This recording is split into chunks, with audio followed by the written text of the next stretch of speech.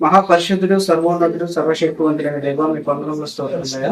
ఈ ఉదయకాల సమయంలో ప్రభావ మా అందరితో మీరు మాట్లాడమని ప్రార్థిస్తున్నాం. ఇదిగో నాయన మా హృదయం సంతృప్తి పరచమని ప్రభావ, ఇదిగో మాలో ఉన్నటువంటి నాయన ఒడిదుడుకులను బట్టి ప్రభావ, మాలో ఉన్నటువంటి నాయన ఇబ్బందికరమైనటువంటి పరిస్థితులన్నింటిని బట్టి నాయన మీరు మాతో సూటిగా మాట్లాడి ప్రభావ మాకు నేర్పించమని ప్రార్థిస్తున్నామయ్యా. ఇదిగో నాయన ఇంకా అనేక మంది ప్రభావ అనారోగ్యంతో ఉన్నటువంటి బిడ్డలు ప్రభావ, ఇదిగో నాయన ఎన్నో సమస్యలతో వచ్చినటువంటి బిడ్డలు అందరిని బట్టి ప్రభావ మీరు మాట్లాడమని ప్రార్థిస్తున్నామయ్యా. ఇదిగో సంఘాన్ని బట్టి మాట్లాడమని ప్రార్థిస్తున్నాము దేవా. ఇదిగో నాయన జరగబోయేటటువంటి నాయన కార్యక్రమములను బట్టి ప్రార్థిస్తున్నాను దేవా, మీరు సహాయం అందించమని ప్రార్థిస్తున్నాను. నజరేయుడైనటువంటి యేసు పరిశుద్ధ నామములో వేడుకున్నాం ప్రియ పరలోకపు తండ్రి. మంచిది, వాక్య సందేశానికి వెళ్దాం. మనము ఎఫెసీయులకు రాసిన పత్రిక 1వ అధ్యాయం 4వ వచనం చదువుకొని. ఎఫెసీయులకు రాసిన పత్రిక 1వ అధ్యాయం 4వ వచనం నుంచి ఎట్లనగా తన ప్రియుని తాను ఉచితముగా మనకు అనుగ్రహించిన తన కృపా మహిమ కీర్తి కలిగినట్లు తన చిత్త ప్రకారమైన దయా సంకల్పం చొప్పున యేసుక్రీస్తు ద్వారా తనకు కుమారులుగా స్వీకరించుటకై మనలను ముందుగా తన కోసం నిర్ణయించుకొని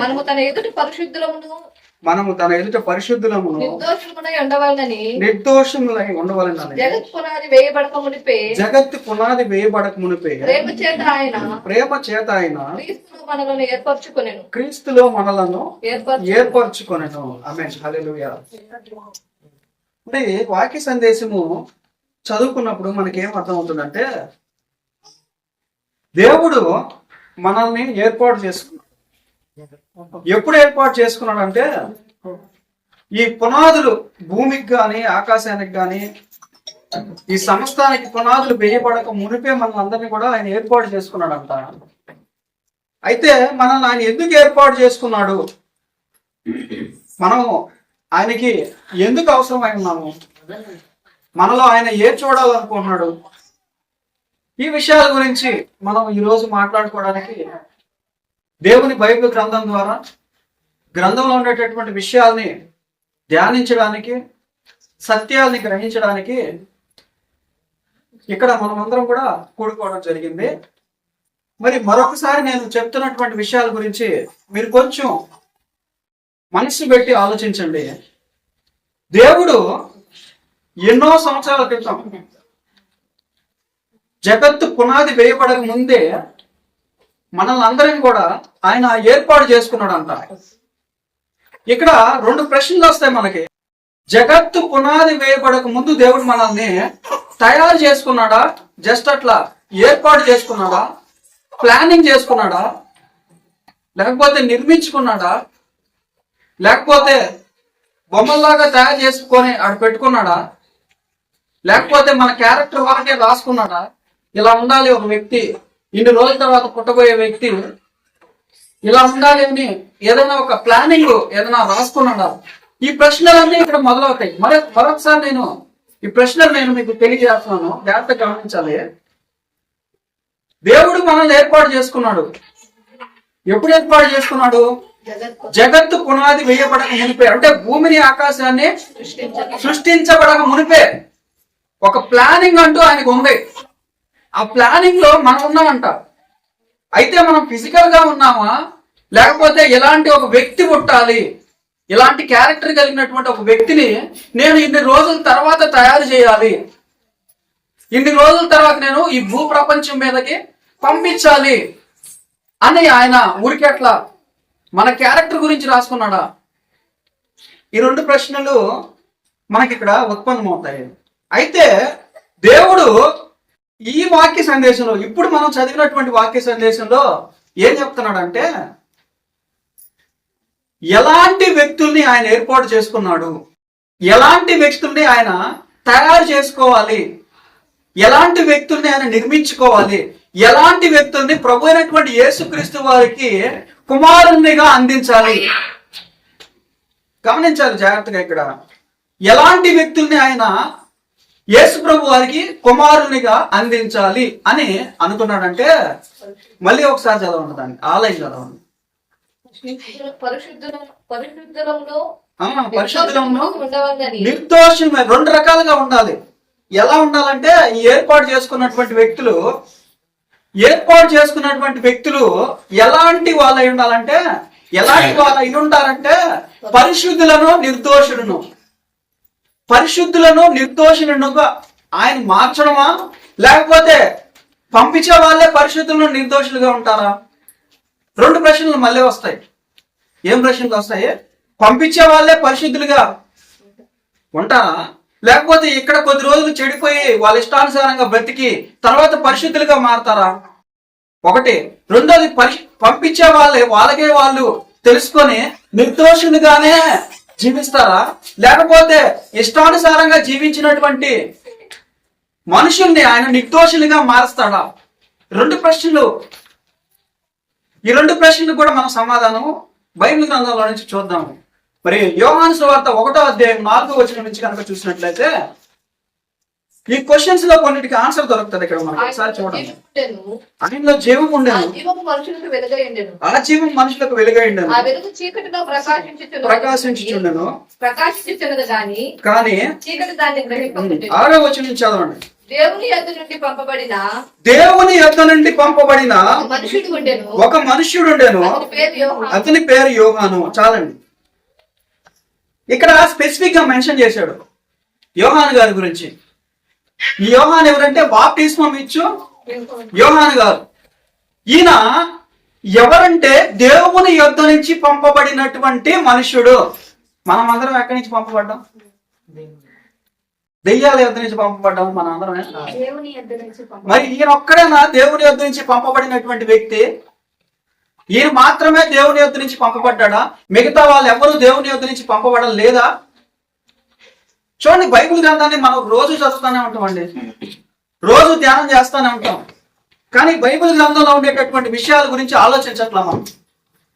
బైబిల్ గ్రంథంలో ఉండేటటువంటి విషయాలు ఎంత డెప్త్ గా ఉన్నాయో చూడండి. దేవుని యొద్ద నుంచి పంపబడినటువంటి వ్యక్తి యోహాను. సరే, ఈ జీవితాన్ని గురించి కనుక మనం కొద్దిసేపు కనుక చూడగలిగితే ఈయనకి ఒక అద్భుతమైనటువంటి శక్తి ఉంది, దేవుని యొక్క శక్తి ఉంది. ఈ శక్తి ద్వారా ఆయన ఏం గ్రహించాడంటే మనుషులకి బాప్తిస్మం ఇవ్వాలి. మొట్టమొదటిగా ఈ ప్రపంచం మీద, భూప్రపంచం మీద మనుషులకి బాప్తిస్మం అనేటటువంటి కార్యక్రమాన్ని మొదలు పెట్టినటువంటి వ్యక్తి ఎవరు? యేసుప్రభు. యేసుప్రభుకే బాప్తిస్మం ఇచ్చాడు ఈయన. ఎవరైనా యోహాను గారు. ఈయనకి ఎవరు చెప్పారండి బాప్తిస్మం ఇవ్వాలి ప్రజలకి, మనుషులకి? వాళ్ళ అమ్మ చెప్పిందా? వాళ్ళ నాన్నగారు ఏమన్నా బోధించాడా? గమనించాడు ఇక్కడ ఈ యొక్క జీవితాన్ని గురించి మనము. ఈ మనుష్యుడు ఎవరంట? దేవుని యొద్ద నుంచి పంపబడినటువంటి మనుష్యుడు. బైబిల్ గ్రంథం సెలవిస్తోంది యోహాను గారి గురించి. దేవుని యొద్ద నుంచి పంపబడినటువంటి మనుష్యుడు. తర్వాత నేను చదివినట్లయితే చదవండి అమ్మా. అతని మూలముగా అందరూ విశ్వసించినట్లు అతడు వెలుగును గురించి సాక్ష్యం ఇచ్చుటకు సాక్షిగా వచ్చాను. కంప్లీటెడ్. ఆయన ఎందుకు వచ్చాడు భూమి మీదకి? వెలుగును గురించి సాక్ష్యం ఇచ్చుటకు. అంటే ఆయన పని అయిపోయిందంటే ఏంటి? నెక్స్ట్ తిరుగు ప్రయాణం. పని అయిపోయిన ఏం చేయాలి ఆయన? తిరుగు ప్రయాణం చేయాలి. ఎక్కడి నుంచి వచ్చాడు, ఏ దారి నుంచి వచ్చాడు, ఏ మూల నుంచి వచ్చాడు, ఏ దిక్కుల నుంచి వచ్చాడో ఆ దిక్కుకి తిరుగు ప్రయాణం చేయాలి ఆయన. కారణ జన్ములు అంటారు వెళ్ళినాయి. ఏమంటారు వెళ్ళినాయి? కారణ జన్ములు. మన భాషలో చెప్పాలంటే ఒక కారణాన్ని బట్టి భూమి మీదకి పంపబడినటువంటి వ్యక్తి. అలాగే ప్రభు అయినటువంటి యేసుక్రీస్తు వారు, ఈయన కూడా యోహాను గారు ఏ విధంగా అయితే దేవుని యొద్ద నుంచి పంపబడ్డాడో, యోహాను గారు ఏ విధంగా అయితే భూమి మీదకి పంపబడ్డాడో, అలాగే ఒక కారణము చేత భూమి మీదకి పంపబడినటువంటి వ్యక్తి ప్రభు అయినటువంటి యేసుక్రీస్తు వారు. ఈయన వచ్చినటువంటి పని అయిపోయిన వెంటనే ఏం చేశాడు? ఈయన తిరుగు ప్రయాణం చేశాడు. చాలా మంది పుడుతున్నారు. రోజుకి జననాల సంఖ్య ఎంత, మరణాల సంఖ్య ఎంత, సగటు భారతదేశంలో, ప్రపంచంలో, మన రాష్ట్రంలో చూసుకున్నట్లయితే ఈ పుట్టే వాళ్ళందరూ కారణాల చేత పడుతున్నారా, ఏదో అలా పుట్టి బ్రతికి చనిపోతున్నారా? ఇదొక ప్రశ్న ఈ మధ్యాహ్న కాల సమయంలో మనం క్లియర్ చేసుకోవాల్సినటువంటి ప్రశ్న. మనం సమాధానం వెతుక్కోవాల్సినటువంటి ప్రశ్న ఏంటంటే, ఈ పుట్టే వాళ్ళందరూ కారణాల చేత పడుతున్నారా? ఈ పుట్టే వాళ్ళందరూ దేవుడి యొద్ద నుంచి వచ్చి పుడుతున్నారా? ఈ పుట్టే వాళ్ళందరూ ఎక్కడి నుంచి వస్తున్నారు? ఈ పుట్టే వాళ్ళందరూ దేవుడి యొద్ద కొంతకాలం ఉండి ఆయన ద్వారా కొంత నేర్చుకొని నీ పని చేసి వస్తామయ్యా అని చెప్పి భూమి మీదకి వస్తున్నారా? ఆయన యొక్క విని, ఆయన యొక్క మాట ఇచ్చి ప్రభు అయినటువంటి యేసుక్రీస్తు వారు ఎలా అయితే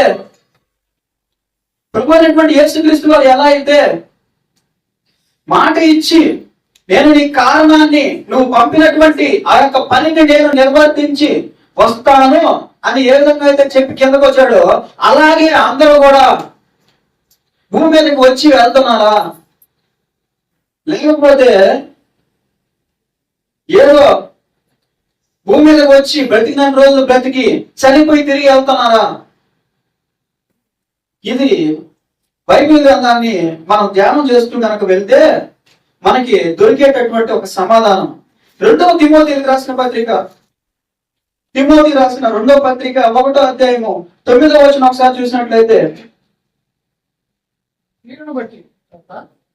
చెప్పండి, చదవండి. క్రియలను బట్టి కాక స్వకీయ సంకల్పమును బట్టి అనాది కాలమునే క్రీస్తు యేసునందు మనకు అనుగ్రహింపబడినది క్రీస్తు యేసును రక్షకుని ప్రత్యక్షత వలన బయలుపరచబడి తన కృపను బట్టి మనలను రక్షించి పరిశుద్ధమైన పిలుపుతో ఆయన మనలను పిలిచెను. చాలండి. మన క్రియలను బట్టి కాక ఎవరినైతే దేవుడు ఎన్నుకోనున్నాడో, ఎవరినైతే దేవుడు ఏర్పాటు చేసుకొని ఉన్నాడో, ఎవరి గురించి అయితే దేవుడు అనాది కాలంలో ఒక సంకల్పాన్ని కలిగి ఉన్నాడో, ఎవరి గురించి అయితే దేవుడు ఈ వ్యక్తి పని చేయాలి భూమి మీద అని రాసి పెట్టుకుని ఉన్నాడో, జాగ్రత్తగా గమనించాలి. ఆ వ్యక్తి తప్పించుకొని బయటికి పోవడానికే కుదరదు. ఎవరి గురించి అయితే ఆయన గ్రంథంలో లిఖితమై ఉందో వాళ్ళకి ఉచితంగా కృప అనుగ్రహించడానికి కూడా దేవుడు మన క్రియలను బట్టి కాక ఆయన యొక్క కృప చొప్పున, ఆయన యొక్క త్యాగము చొప్పున, ఆయన యొక్క మహిమ చొప్పున, ఆయన యొక్క బలాతిశయమ చొప్పున మన యొక్క పాపములను తొలగించి మనల్ని ఆయన చెంతకు చేర్చుకోవడానికి, ఆయన యొద్దకు చేర్చుకోవడానికి ఆయన ఒక బాటను ఏర్పాటు చేసి ఉన్నాడు. మళ్ళీ ఫస్ట్కి వెళ్తాను నేను. మరి దేవుడు ముందే మనల్ని అందరినీ తయారు చేసుకుని ఆ లోకంలో పెట్టుకొని ఇక్కడ పంపిస్తున్నాడా, లేకపోతే సమయం వచ్చినప్పుడు తయారు చేస్తున్నాడా, లేకపోతే ఎప్పటికప్పుడే మనం అలా వచ్చి అలా వెళ్ళిపోతున్నామా? ఆదాము గురించి కనుక ఆలోచించినట్లయితే ఆదాముని ఆయన ఇన్స్టెంట్ గా తయారు చేశాడు. ఆదాముని ఆయన ఒక యవన వయసులో తయారు చేసినట్టుగా మనకు కనపడుతుంది. చిన్న పిల్లవాడిగా తయారు చేసినట్టుగా కనపడదు బైబిల్ గ్రంథంలో. ఆదాము ఒక వయసులో తయారు చేయబడినటువంటి వాడిగా కనపడుతుంది. మరి దీనికి సమాధానాన్ని మన బైబిల్ గ్రంథంలో నుంచి వెతకడానికి ప్రయత్నం చేద్దాం. మరి దేవుడు అందరినీ ఒకే విధంగా తయారు చేస్తాడా? దేవుడు అందరినీ ఒకేలాగా తయారు చేస్తాడా? దేవుడు అందరినీ ఒకే విధంగా మార్చి పంపిస్తున్నాడా? 1 పేతురు పత్రిక 1వ అధ్యాయం 20వ వచనం. ఆయన జగత్ పునాది వేయబడక మునిపే నియమింపబడిన గాని తన మృతుల్లో నుండి లేపి తనకు మహిమనిచ్చిన దేవుని ఎడల తన ద్వారా విశ్వాసులైనటువంటి మీ నిమిత్తము కడవరి కాలంలో యందు ఆయన ప్రత్యక్షపరచబడిన. మరొకసారి చదువుతారా వచనాన్ని? ఆయన జగత్ పునాది వేయబడక మునిపే ఆయన జగత్ పునాది వేయబడక మునిపే నియమింపబడెను. నియమింపబడిన. చాలమ్మా. ఎవరి గురించి మాట్లాడుతున్నారండి ఇక్కడ? ప్రభు అయినటువంటి యేసుక్రీస్తు వారి గురించి మాట్లాడుతున్నారు. ఏమని మాట్లాడుతున్నారు? ఆయన ఎప్పుడు నిర్మించబడ్డాడంట? జగత్ పునాది వేయబడక జగత్తు పునాది వేయబడక మునిపే నిర్మించబడ్డాడు. కానీ ఎప్పుడు పంపబడ్డాడంట? మృతుల్లో నుంచి.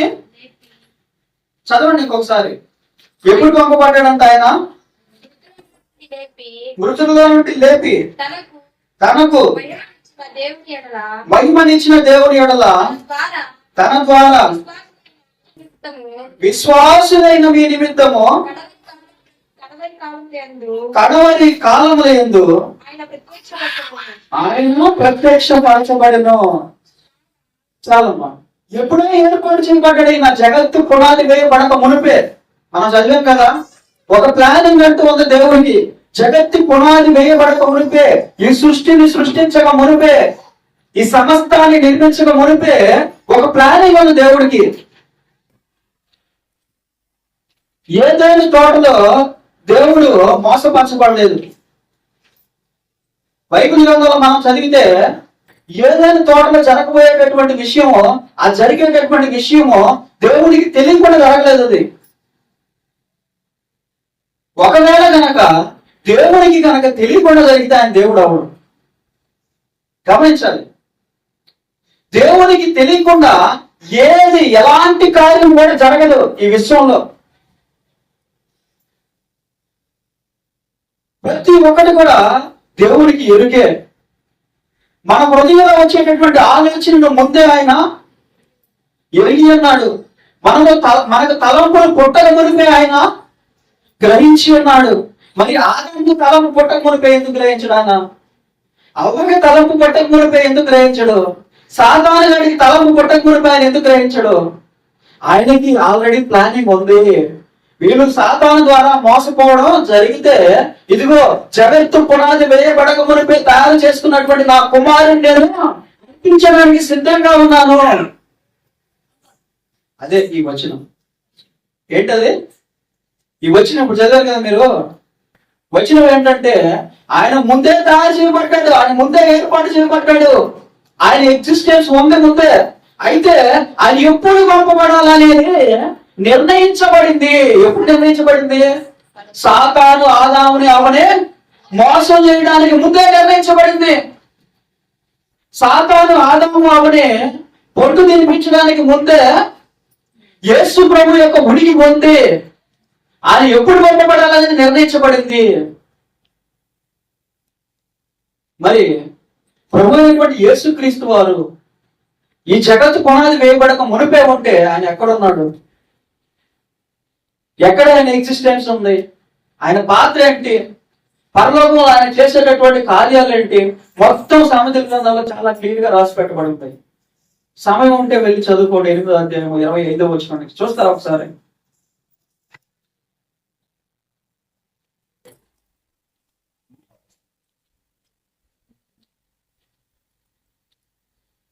సామెతల గ్రంథం ఒకసారి ఓపెన్ చేస్తారండి.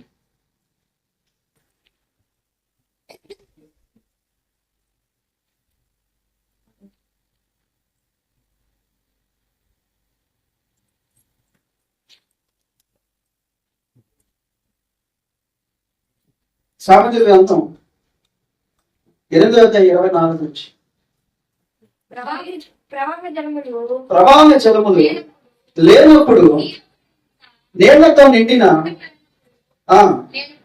ఎప్పుడు పుట్టాడంట ఆయన? ఇంకొంచెం పైకి వెళ్ళి చదువుతారా? అనాది కాలము మొదలుకొని మొదటి నుండి భూమి ఉత్పత్తి అయిన కాలమునకు పూర్వము నేను నియమింపబడుతుంది. చాలా క్లియర్. ఆల్రెడీ మనం చదువుకొని ఉన్నటువంటి వచనం కాబట్టి నేను స్పీడ్ గా వెళ్ళిపోతున్నాను. ఎప్పుడు పుట్టాడంట ఆయన? ఎప్పుడు నిర్ణయించబడ్డాడంట? ఎప్పుడు ఉన్నాడంట ఆయన? భూమి ఉత్పత్తి అవ్వడానికి ముందే పూర్వకాలం అందే ఆయన ఏర్పాటు చేయబడి ఉన్నాడు, నిర్మించబడి ఉన్నాడు. ఆయన ఉనికి ఉంది, ఆయన ఎగ్జిస్టెన్స్ ఉంది. ఆయన కాలానికి ఏర్పాటు చేసినటువంటి ఈ కాలానికి పూర్వం ఉన్నవాడు తయారు చేయబడింది ఏదియో, ఏర్పాటు చేయబడింది ఏదియో ఆయన లేకుండా ఏర్పాటు చేయబడలేదు, తయారు చేయబడలేదు.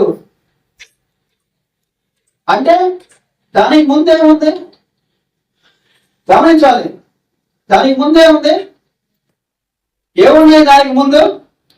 ముడిసరుకు ఉన్నాయి. ఏదది? దీని గురించి మనం తర్వాత మాట్లాడదాం. మళ్ళీ టాపిక్ డైవర్ట్ అయిపోతుంది.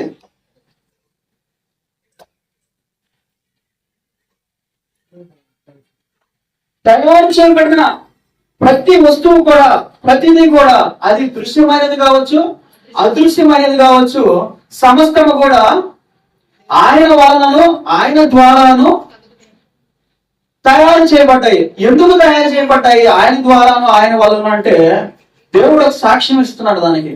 ఏంటంటే, నేను మొట్టమొదటి మనం చూసినటువంటి రెఫరెన్స్ లో ఆయన నామానికి కీర్తి కలిగినట్లు ఒకటి, రెండవది ప్రభు అయినటువంటి యేసుక్రీస్తు వారు చేసినటువంటి ఆ యొక్క త్యాగానికి ఒక గిఫ్ట్ ఇవ్వాలనుకుంటున్నాడు ఆయన. ఎవరు? తండ్రి అయినటువంటి దేవుడు. ఎవరికి? యేసు ప్రభు వారికి. మరి గిఫ్ట్ ఇవ్వాలనుకుంటే ఏం గిఫ్ట్ ఇవ్వాలి? ఆయన దేవుడు, ఈయన దేవుడి కుమారుడు. ఎలాంటి గిఫ్ట్ ఇస్తే ఆయన సాటిస్ఫై అవుతాడు? ఎలాంటి బహుమతిని పొంది ఆయన సాటిస్ఫై అవుతాడు? ఎలాంటిది విలువైనటువంటి బహుమతి? ప్రభు అయినటువంటి యేసుక్రీస్తు వారికి ఇవ్వగలిగినటువంటి బహుమతి ఆయన దగ్గర ఏముంది? ఆయన ఇచ్చేటటువంటి బహుమతిని మనం చూసినప్పుడు ఒక మంచి బహుమతి ఇచ్చాడు. ఈ లోకంలో కనుక చూసినట్లయితే మనం ఎవరికైనా గిఫ్ట్ ఇవ్వాలనుకుంటే ఏ గిఫ్ట్ ఇస్తాం? మా స్తోమతను బట్టి ప్లాస్టిక్ దగ్గర నుంచి మొదలుపెట్టి, డబ్బుల దగ్గర నుంచి మొదలుపెట్టి, వెండి దగ్గర నుంచి కొంచెం డబ్బులు ఉంటే బంగారం, ఇంకా ఎక్కువ డబ్బులు ఉంటే డైమండ్స్, ఇంకా ఎక్కువ డబ్బులు ఉంటే ప్లాట్లు, ఇంకా ఎక్కువ డబ్బులు ఉంటే విమానం, ఇంకా ఎక్కువ డబ్బులు ఉంటే అమెరికాలో, ఇంకా ఎక్కువ డబ్బులు ఉంటే ఆ చంద్రమండలం మీద ఫ్లాట్ జీవిస్తాం. మన స్తోమతను బట్టి, మన ఆర్థిక స్తోమతను బట్టి, మన స్టేటస్ ను బట్టి మనం ఇచ్చే గిఫ్ట్లు. ఇప్పుడు సర్వోన్నతులైనటువంటి దేవుడు, మహోన్నతులైనటువంటి దేవుడు ఒక గిఫ్ట్ ఇవ్వాలనుకుంటున్నాడు. ఇది సామాన్యమైన విషయం కాదు కదా. పరలోకంలో ఉండేటటువంటి దేవదేవతలు చూస్తుంటారు, ఏ గిఫ్ట్ ఇస్తాడు దీనికి, ఎంత కార్యాన్ని చేశాడు కదా ఆయన. ఎవరు చేయలేనటువంటి ఎంత గొప్ప పనిని భూమి మీదకి వెళ్ళి చేసి వచ్చాడు కాబట్టి ఎలాంటి బహుమానాన్ని నేను ఎత్తిపెట్టున్నాడు, ఎలాంటి బహుమానాన్ని ఆయన వద్ద దాచిపెట్టినాడు కుమారుడికి ఇవ్వడానికి అని చూస్తూ ఉంటారు కదా దేవదేవతలు. ప్రపంచం, విశ్వం అంతా చూస్తూ ఉంటది. మరి ప్రభు అయినటువంటి యేసుక్రీస్తు వారికి తండ్రి అయినటువంటి దేవుడు ఇచ్చేటటువంటి ఒక గొప్ప బహుమానం ఏంటంటే స్వాస్థ్యము, పరిశుద్ధుల స్వాస్థ్యము. రాశారు ఎఫ్సీలకు రాసిన పత్రిక 1:4 చూశారు, మీరు ఇప్పుడు చదివారు. ఆ లాస్ట్ వచనంలో ఈ పరిశుద్ధుల స్వాస్థ్యాన్ని ఆయన బహుమతిగా ఇవ్వాలనుకుంటున్నాడు. ఎవరికి? కుమారుడికి. మొత్తం కనుక ఒక్కసారిగా కనుక మనం పైనుంచి కనుక చూసినట్లయితే రెండు విషయాలు కనపడతాయి. ఒకటి ఏంటంటే, తండ్రి అయినటువంటి దేవుడు కుమారుడికి ఒక గిఫ్ట్ ఇవ్వాలనుకుంటున్నాడు. ఇదే మొత్తం బైబిల్ అంతా కూడా టూకీగా ఒక చిన్న కథలాగా చెప్పాలనుకుంటే ఈ చిన్న విషయాన్ని గురించి స్టార్ట్ చేయాలి. ఏంటంటే, తండ్రి అయినటువంటి దేవుడు కుమారుడికి ఒక గిఫ్ట్ ఇవ్వాలనుకున్నాడు. ఈ గిఫ్ట్ ఎలా ఉండాలి అంటే, అర్హత కలిగినటువంటి వాడుగా, తీసుకునే వ్యక్తి కూడా ఎలా ఉండాలి? అర్హత కలిగినటువంటి వాడుగా ఉండాలి ఆ గిఫ్ట్. అనర్హులకి మనం తీసుకెళ్ళి ఇప్పుడు 3 కోట్ల భోజనం చేయలేని వాడికి ఒక విమానం గిఫ్ట్ ఇచ్చామనుకో, ఎట్లా ఉండదు పరిస్థితి? ఇది ఎవడు కొనుక్కుంటాడా అని ఆలోచిస్తాడు. వాడు మెయింటైన్ చేసుకోవడం కాదు. విమానం దగ్గర పక్కన పెట్టండి, కనీసం ఒక పూట కూడా తినలేని వాడికి ఒక కారు, బైక్ గిఫ్ట్ ఇచ్చామనుకో, వాడి పరిస్థితి ఏంటి? దానికి ఆయన పోసుకొని కూడా పోలేడు. అలా ఉంటది వాళ్ళ పరిస్థితి. మరి ఇలా కనుక గమనించినట్లయితే ఇలా అనర్హుడుగా ఉండకూడదు. ఎలా ఉండాలి? ఆ పొందుకునేటటువంటి స్వాస్థ్యాన్ని చెప్పాలి, ఉపయోగించుకునేటటువంటి వాడిగా ఉండాలి. అవునా కదా? మరి పొందుకునేటటువంటి స్వాస్థ్యాన్ని ఉపయోగించుకునేటటువంటి వాడిగా ఉండాలంటే దాన్ని గెలుచుకోవాలి. దేన్ని గెలుచుకోవాలి? ఈ స్వాస్థ్యాన్ని ఆయన కష్టపడి గెలుచుకోవాలి. భూమి మీదకి వచ్చి జయించాలి, శ్రమను జయించాలి, పరిశుద్ధతను నిలబెట్టుకోవాలి, ఆయన ఇచ్చినటువంటి ఆయన మాటను నిలబెట్టుకోవాలి. ఇవన్నీ సాధించి మృతుల్లో నుంచి తిరిగి పైకి లేచిన తర్వాత ఈ పరిశుద్ధుల యొక్క స్వాస్థ్యాన్ని లేదా సంఘాన్ని పొందుకోవడానికి అర్హత సాధిస్తాడు. ఎవరు? ప్రభు అయినటువంటి యేసుక్రీస్తు వారు. గట్టిగా స్తోత్రం చెప్తాం. హల్లెలూయా. ఈ గిఫ్ట్ ఇవ్వడం అనేది తండ్రి అయినటువంటి దేవునికి ముందు నుంచి అలవాటు. తెలుసా మీకు? ఈ గిఫ్ట్ ఇవ్వడం అనేది తండ్రి అయినటువంటి దేవునికి ముందు నుంచి అలవాటు. ఎక్కడ అలవాటు చెప్పగలరా? చెప్తారా? ప్రభు అయినటువంటి యేసుక్రీస్తు వారి కంటే ముందు ఇంకొక ఆయన గిఫ్ట్ ఇచ్చాడు. ఆయన తండ్రి అయినటువంటి దేవుడు. ఎవరికి చెప్తారా? ఎవరికి ఇచ్చారు? యోహానికి ఇచ్చాడా? ఏమిచ్చాడు? యేసు ప్రభు జగత్ పునాది పుట్టక మునిపే ఉన్నాడు. పరలోకంలోనే ఒక ఆయన గిఫ్ట్ ఇచ్చాడు. ఎవరికి? సాతాను గాడికి, లూసిఫర్ గాడికి ఇచ్చాడు గిఫ్ట్. మనులు, మాణిక్యాలు, రత్నాలు, వజ్రాలు అన్ని ఇచ్చాడు. ఈ సాలవు, ఇవి వాల్యూ. ఈ వాల్యూ సరిపోదు. నేను ఇచ్చేటటువంటి గిఫ్ట్ ఒక వాల్యుబుల్ గా ఉండాలి. విశ్వంలో విలువైనటువంటిది ఏదంటే మనుషుల యొక్క ఆరాధన. ఏంటి చెప్పాలి? మనుషులే ఆస్తి. విశ్వంలో ఆస్తి వెళ్తే డబ్బులు పనికిరావు. విశ్వంలో పరలోకానికి వెళ్తే డబ్బులు వాల్యూ ఉండదు. మనులకి, రత్నాలకి, వజ్రాలకి, కిరీటాలకి వాల్యూ ఉండదు. అక్కడ కొనుక్కునేవాడు ఉండడు, అమ్మేవాడు ఉండడు, ఎత్తుక్కునేవాడు అంతకన్నా ఉండడు. పోయి వజ్రాలు ఏడ దొరుకుతాయని. ఎందుకంటే మనం నడుచుకుంటా పోయే అంతా కూడా వజ్రాలే ఉంటాయి, వాటికి వాల్యూ ఉండదు. మరి విలువైనటువంటిది ఏది పరలోకంలో అంటే ఆరాధన చేసేటటువంటి వ్యక్తుల యొక్క ఆత్మలో. ఏంటి విలువైనటువంటిది? ఆత్మల్ని కొనుక్కోవడం, ఆత్మను అమ్ముకోవడం, ఆత్మల్ని తీసుకోవడం, ఆత్మల్ని ఆయన దగ్గర పెట్టుకోవడం, వాటి ద్వారా ఆరాధన పొందడం. అందుకే ఇవన్నీ ఇచ్చిన తర్వాత లూసిఫర్ గాడికి కింద ఒక లైన్ రాస్తారు. ఏంటంటే ఎస్కేల్ గ్రంథంలో పిల్లల గ్రోవులు ఊదేటటువంటి వారిని కూడా ఆయన యొద్ద పెట్టాడంట. ఎవరికి ఊదే వాళ్ళని? ఎవరికి ఊదే వాళ్ళు? వీళ్ళు ఈ పిల్లల గ్రోవులు ఎవరు పోతున్నారు? వాళ్ళు దేవుడికి పోతున్నారు అనుకున్నారా? సాతాను గాడికి పిల్లల గ్రోవులు పోతున్నారు వీళ్ళు. లూసిఫర్ గాడిని స్థుతించే వాళ్ళు వీళ్ళు. కొన్ని ఆత్మలు ఇచ్చాడు ఆయన లూసిఫర్ గాడికి. కొన్ని ఆత్మలు గిఫ్ట్ గా ఇచ్చాడు లూసిఫర్ కి. ఏం చేయడానికి? లూసిఫర్ గాడిని కొట్టడానికి. వీళ్ళు నీకు పిల్లల గ్రోవులు ఊదేటటువంటి వారిని కూడా నేను నియమించి తిని. ఎవరికి నియమించాడు? దేవుడు నియమించాడు. ఎవరికి నియమించాడు? లూసిఫర్ గాడికి. ఎందుకు? విలువైనటువంటి గిఫ్ట్. ఏ గిఫ్ట్ ఇది? విలువైనటువంటి గిఫ్ట్ ఇచ్చాడు. వజ్రాలు, మాణిక్యాలు, రత్నాలు అన్ని వేసాడు. పొగిడి పొదగబట్టే ఎవరికి? లూసిఫర్కి. మెరిసిపోతున్నాడు, అలంకరించబడుతున్నాడు, గొప్ప చేయబడ్డాడు, సింహాసనం మీద ఎక్కాడు. దేవుడి తర్వాత దేవుడు ఇంతటి వాడిగా పొగడబడ్డాడు. దేవుడి తర్వాత దేవుడు ఇంతటి వాడిగా నియమించబడ్డాడు. ఒక ఆదరణ. ఎవరికి ఆదరణ? ఇడు లూసిఫర్ ఎవరికి ఆదరణ? అక్కడ ఉండేటటువంటి కెరూబులందరికీ ఒక ఆదరణీయుడు. అక్కడ ఉండేటటువంటి దేవదూతలందరికీ కూడా ఒక పెద్ద దిక్కుడు. ఎవరా? లూసిఫర్ గాడు. ఇవన్నీ చాలా ఉన్నట్టు నేను ఇచ్చేటటువంటి గిఫ్ట్ చూస్తే అందరూ షాక్ అవ్వాలి. నేను ఇచ్చేటటువంటి గిఫ్ట్ విలువైనటువంటిదిగా ఉండాలని చెప్పి కొంతమందిని, కొన్ని ఆత్మల్ని కొంతమంది ఆరాధన చేసేటటువంటి వాళ్ళని పిల్లల గ్రోవులు ఇచ్చి వాడికి ఆరాధన చేయండి, వాడిని పొగడండి పోయి అని చెప్పి లూసిఫర్ గాడికి పంపించాడు. ఇదే గిఫ్ట్ కంపేర్ చేయబడితే ప్రభు అయినటువంటి యేసుక్రీస్తు వారికి ఇవ్వాలనుకుంటాడు. ఎవరా వ్యక్తి? తండ్రి అయినటువంటి దేవుడు. ఎవరా వ్యక్తి? లూసిఫర్ గారికి ఎవరైతే ఆత్మలు ఇచ్చారో ఆ వ్యక్తే ప్రభు అయినటువంటి యేసుక్రీస్తు వారికి ఒక స్వాస్థ్యాన్ని, పరిశుద్ధుల స్వాస్థ్యాన్ని, ఒక సంఘాన్ని, ఆరాధించేటటువంటి ఒక సమూహాన్ని, మహిమపరిచేటటువంటి ఒక సమూహాన్ని. ఆ సమూహం వట్టిది కాదు, చెదులు పట్టింది కాదు, పనికిరానటువంటి సమూహం కాదు, శక్తితో నింపబడినటువంటి సమూహము, ఆరాధనతో నింపబడినటువంటి సమూహము, బలము కలిగినటువంటి సమూహం, ఎలాంటి కష్టాలు వచ్చినా నష్టాలు వచ్చినా వాటిలో నుంచి పైకి ఎక్కి రాగలిగినటువంటి సమూహము, ఎలాంటి శ్రమల్లోనైనా నిలబడి కాల్చబడి మెరిసేటటువంటి దగదగా మెరిసేటటువంటి ఒక బంగారుగా మార్చబడినటువంటి మనుషుల యొక్క సమూహాన్ని, ఆత్మల యొక్క సమూహాన్ని, ఒక సంఘాన్ని ఒక కిరీటంగా మార్చడానికి ఇవ్వాలనుకుంటున్నాడు తండ్రి అయినటువంటి దేవుడు. అదే ఈ విశ్వంలో, ఈ ప్రపంచంలో, ఈ జగత్తులో విలువైనటువంటి గిఫ్ట్. 5 నిమిషాల్లో ముగించుకున్నాం, సమయం అయిపోతుంది. మరి మనమందరం కూడా ఎప్పుడు నిర్ణయించబడ్డాం? ఫస్ట్ పాయింట్కి వస్తున్నాను నేను. మనం అందరం కూడా ఎప్పుడు తయారు చేయబడ్డాము? మనం అందరం కూడా ఆయన యొక్క ఆలోచనలో ఎప్పుడు పడ్డాము?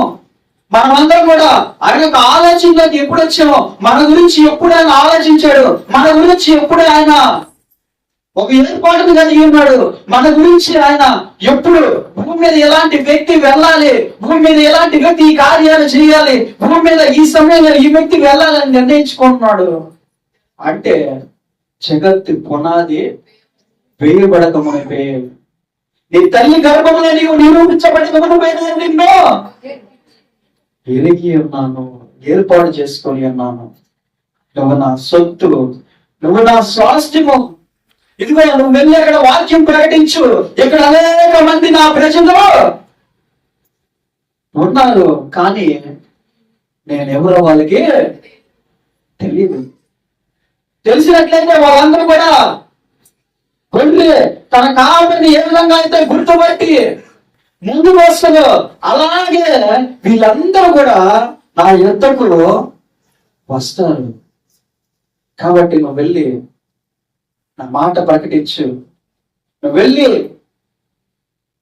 నాకు సంబంధించినటువంటి విషయాలు నువ్వేదైతే తెలుసుకొని ఉన్నావో ఆ విషయాల గురించి మాట్లాడి వెళ్ళి.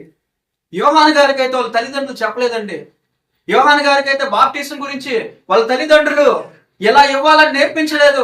యోహాను గారికి అయితే నువ్వు వెళ్ళి సువార్త చెప్పు, ఇదిగో రాబోయేటటువంటి రక్షకుడి గురించి నువ్వు ప్రకటించని చెప్పి ఏ ఒక్క మనుష్యుడు కూడా చెప్పలేదు.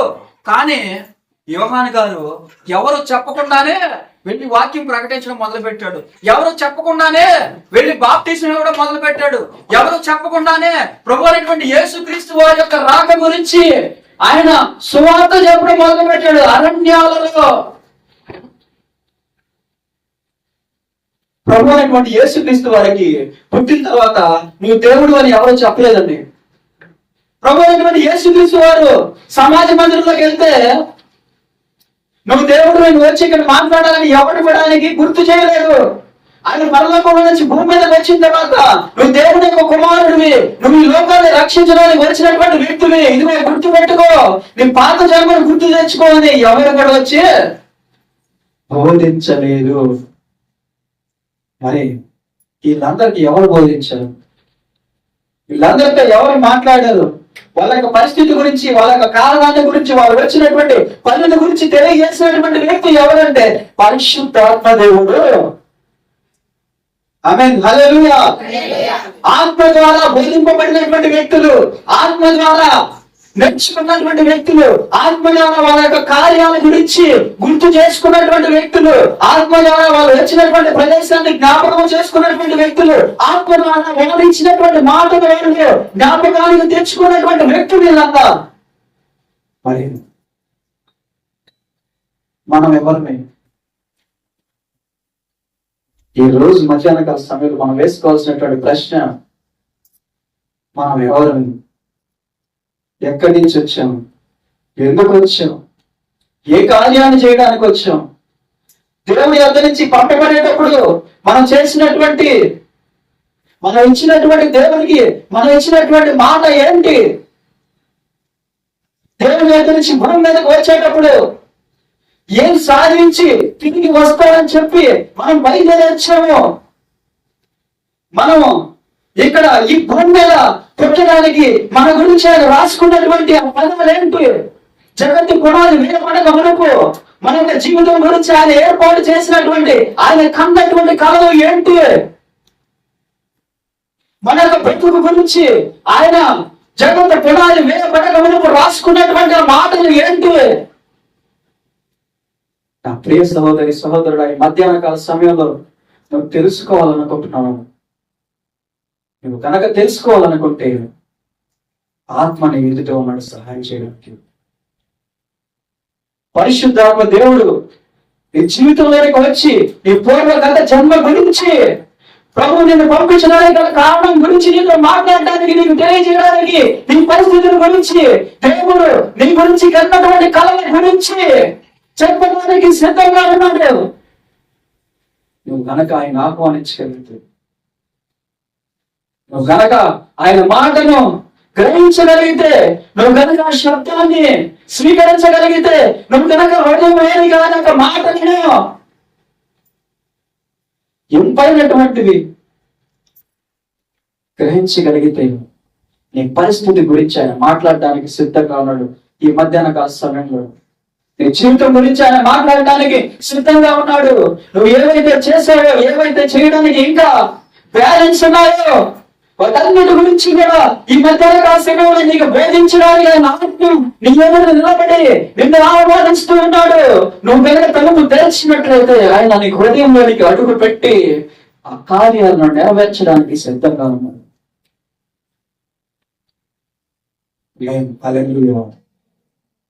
మరి మనం అందరం కలిసి ప్రార్థన చేద్దామని. మనం ఎవరిని ఎక్కడి నుంచి వచ్చాం, మన పరిస్థితి ఏంటి, మన బ్రతికి ఏంటి, మన ఎడల ఆయన చేయాల్సినటువంటి కార్యం ఏంటి, ఈ పరిస్థితుల్లో ఈ సమయంలో మనల్ని ఎందుకు ఆయన భూమి మీదకి పంపించాడు, మన గురించి ఆయన గ్రంథంలో రాసుకున్నటువంటి మాటలు ఏంటి, జగత్తు పునాది వేయబడక మునుపు మన ప్లానింగ్ ఏంటి,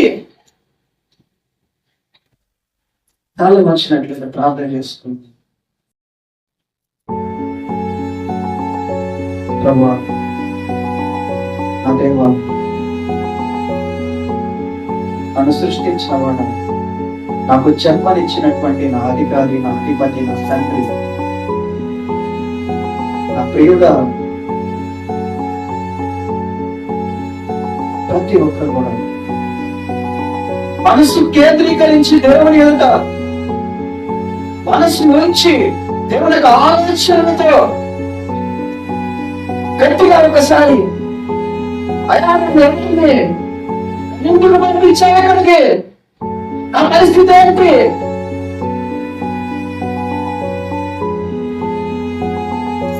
ప్రార్థించి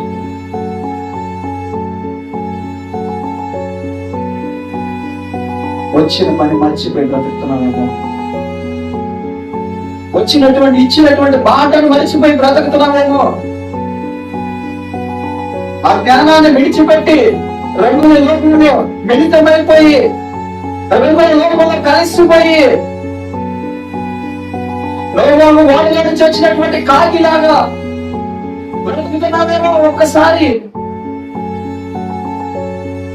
వచ్చినటువంటి పనులు మంచి బ్రతుకుతున్నామేమో. తల్లి మంచి ప్రార్థన. దేవా స్తోత్రం, దేవా స్తోత్రమే, స్తోత్రం. నా పనిని నాకు తెలియచే ప్రభువా, జ్ఞానాన్ని ఇవ్వు ప్రభువా, ప్రభువా సహాయం అందించయ్యా.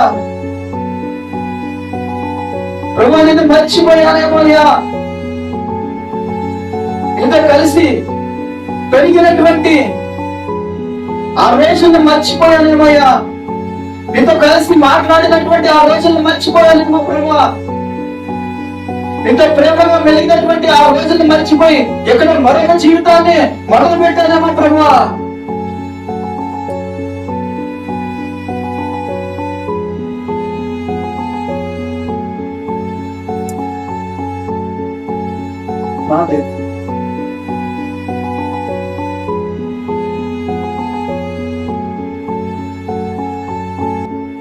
ప్రార్థిద్దాం, హృదయం విప్పి ప్రార్థిద్దాం.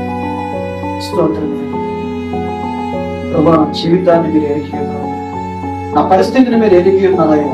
నన్ను సహాయం చేసేటటువంటి వారు ఈ ప్రపంచంలో మీరు తప్ప మరొకరు ఎవ్వరూ లేరు నా దేవా. మీరు ముందుకు నడిపించినారు. నా జీవితంలో ఉన్నటువంటి ఒడిదుడుకులు, నా జీవితంలో ఉన్నటువంటి బాధలు, శ్రమలు, నష్టాలు, కష్టాలు సమస్తము మీరు గ్రహించి ఉన్నారయ్యా. నా దేవా, మీరు సహాయం చేయకపోతే నాయన మేమందరం కూడా నాయన నరకానికి పోయేటటువంటి ప్రమాదం ఉందయ్యా. మీరు నాయన మమ్మల్ని ఎత్తి పైకి లేపకపోతే ప్రభు మేమందరం కూడా నాయన త్వరగా ఊపిలోనికి వెళ్ళిపోయేటటువంటి ప్రమాదం ఉందయ్యా. మీరు సహాయం అందించండి ప్రభు. మా గత జన్మ జ్ఞాపకాలను ప్రభు, మీతో ఉన్నటువంటి ప్రేమలో అయినా మీరు మమ్మల్ని పంపించినటువంటి ఆ కారణాన్ని, మీరు మమ్మల్ని ఏర్పాటు చేసుకున్నటువంటి ఆ ప్లానింగ్ సమస్తం ఎరిగిన ఆయన చివరి వరకు నిలబడి జీవించడానికి సహాయం అందించండి. ఇదిగో ఎంతో మందిని ప్రభు మీకోసం మరణించడానికి ఏర్పాటు చేసుకున్నారయ్యా. ఎంతో మందిని ప్రభు మీకోసం ప్రభు ఆకలితో ఆయన ఈ యొక్క లోకంలో స్వార్థ ప్రకటించడానికి ఏర్పాటు చేసుకున్నారయ్యా. ఇదిగో ఎంతో మందిని ఆయన మీ బిడ్డలు బలపరచడానికి ఏర్పాటు చేసుకున్నారయ్యా. ఎంతో మందిని ప్రభు మీ యొక్క బిడ్డలను ప్రభు ఆశీర్వదించడానికి ఏర్పాటు చేసుకున్నారయ్యా. ఇదిగో నాయన కొంతమంది ప్రభు శత్రువులను ఆయన జయించడానికి ఏర్పాటు చేసుకున్నారయ్యా. ఇదిగో కొంతమందిని ప్రభు మీ యొక్క శక్తిని ప్రపంచాన్ని చూపించడానికి ఏర్పాటు చేసుకున్నారయ్యా. ఇదిగో కొంతమందిని నీ బలాన్ని ప్రభు ఈ ప్రపంచానికి చూపించడానికి ఏర్పాటు చేసుకున్నారయ్యా. ఇదిగో మమ్మల్ని ఏ నిమిత్తం ఏర్పాటు చేసుకున్నారో ప్రభు ఆత్మ ద్వారా గ్రహించే శక్తిని దయచేసి ప్రార్థిస్తున్నామయ్యా. ఆత్మ ద్వారా నాయన మనతో మాట్లాడమని ప్రార్థిస్తున్నామయ్యా. మేము వచ్చినటువంటి ప్రతి కార్యము నెరవేర్చబడినట్లుగా నా దేవా మీ ఆత్మ ద్వారా నాయన శక్తిని ఇవ్వండి ప్రభా. ఇదిగో నాయన మాలో ఉన్నటువంటి మగనితనం నాయన, ఇదిగో నాయన మాలో ఉన్నటువంటి సోమరితనాన్ని ప్రభు తొలగించమని ప్రార్థిస్తున్నామయ్యా. ఇదిగో నాయన మిమ్మల్ని స్తుతించటకు, ఆరాధించటకు, ఉద్దేశపూర్వకమైనటువంటి ఆరాధన చేయుటకు శక్తితో నింపమని ప్రార్థిస్తున్నామయ్యా. ఇదిగో నాయన మాకున్నటువంటి నాయన ఇదిగో నాయన అనారోగ్య పరిస్థితులు మీ ఆరాధనకు అడ్డు రాకుండా ప్రభా నజరేయుడైనటువంటి యేసు నామములో తొలగించమని ప్రార్థిస్తున్నామయ్యా. నజరేయుడైనటువంటి యేసు నామములో ప్రభా ఇదిగో నాయన బలహీనంతో ఉన్నటువంటి ప్రతి బిడ్డను మీరు తాకమని ప్రభా, బలహీనంతో ఉన్నటువంటి ప్రతి బిడ్డను మీరు ముట్టమని ప్రార్థిస్తున్నా దేవా. ఇదిగో వారి బలహీనతలన్నీ తొలగించమని ప్రార్థిస్తున్నాయా. మిమ్మల్ని ఆయన సంతోషంగా ఆరాధించేటటువంటి బిడ్డలాగా ప్రభు మిమ్మల్ని సంతోషంగా మహిమపరిచి మిమ్మల్ని గణపరిచేటటువంటి బిడ్డలాగా మార్చమని ప్రార్థిస్తున్నామా దేవా. ఇదిగో నాయన ఈ యొక్క సంఘాన్ని ఆశీర్వదించండి ప్రభు. ప్రతి ఒక్క కుటుంబాన్ని మీ పాదస్థానంలో పెట్టి ప్రార్థిస్తున్నామయ్యా. మీరు వారికి తగినటువంటి సహాయం అందించేటటువంటి హస్తముగా మార్చి ప్రభు ఇదిగో నాయన వారి జీవితంలో కొత్త బ్రతుకును, కొత్త వెలుగును, సంతోష వస్త్రము దయచేయమని ప్రార్థిస్తున్నాయ్యా. ఇదిగో నాయన సంఘంలో ఇదిగో నాయన ఇంకా నాయన అనేక ఆత్మలు నాయన ఇదిగో రావేసినటువంటి ప్రతి బిడ్డను బట్టి ప్రార్థిస్తున్నాను ప్రభా. ఇదిగో నాయన యాజకుల కుటుంబమును బట్టి నాయన సంఘ కాపరులను బట్టి ప్రార్థిస్తున్నా. వారికి ఇచ్చినటువంటి సంతానాన్ని బట్టి, వారి బంధు మిత్రులను బట్టి, సమస్తమును బట్టి ప్రార్థిస్తున్నా. మీరు సహాయం అందించండి ప్రభా. మీరు ముట్టండి ప్రభా. ఇదిగో నాయన వారి యొక్క పరిస్థితులను మార్చండి నా దేవా. మీరు సహాయం అందించండి. సంతోష వస్త్రములు దయచేయమని, ఇదిగో సమాధానంలో దయచేయమని ప్రార్థిస్తున్నానయ్యా. ఇదిగో నాయన వారు రాకపోకలేదు సమస్తమంతా కూడా నాయన మీ దేవదూతల యొక్క కావదల దయచేయమని ప్రార్థిస్తూ నజరేయుడైనటువంటి యేసు పరిశుద్ధ నామములో అడిగి వేడుకుంటున్నాను నా ప్రియ పరలోకపు తండ్రి. ఆమేన్. హల్లెలూయా. పరలోకమందున్న మా తండ్రి, నీ నామం పరిశుద్ధపరచబడును గాక. మీ రాజ్యం వచ్చును గాక. మీ చిత్తం పరలోకమందు ఎలాగో అలాగే భూమి సంతలో నెరవేరును గాక. మాకు కావాల్సినటువంటి ఆత్మ ఆహారం దయచేయండి. మరణస్థితం క్షమించిన ప్రకారం మీరు క్షమించండి. మమ్మ శోధనలోకి తప్పించండి. ఎందుకంటే రాజ్యం, బలము, మహిమ, శక్తి సర్వం నిరంతరం మీరే ఉన్నారు దేవా. ఆమేన్. హల్లెలూయా. దేవుడు నుండి ఆయన కుమారుడు యేసుక్రీస్తు వారి పరిశుద్ధాత్మ సహవాసం కూడి వచ్చినటువంటి ప్రతి బిడ్డకు వారి కుటుంబంలో సార్వత్రిక సంఘాన్ని కాక అక్కడ పర్యంతరం వరకు సదాకాలం తోడే నిలిచి ఉండడం కాక. ఆమేన్. హల్లెలూయా.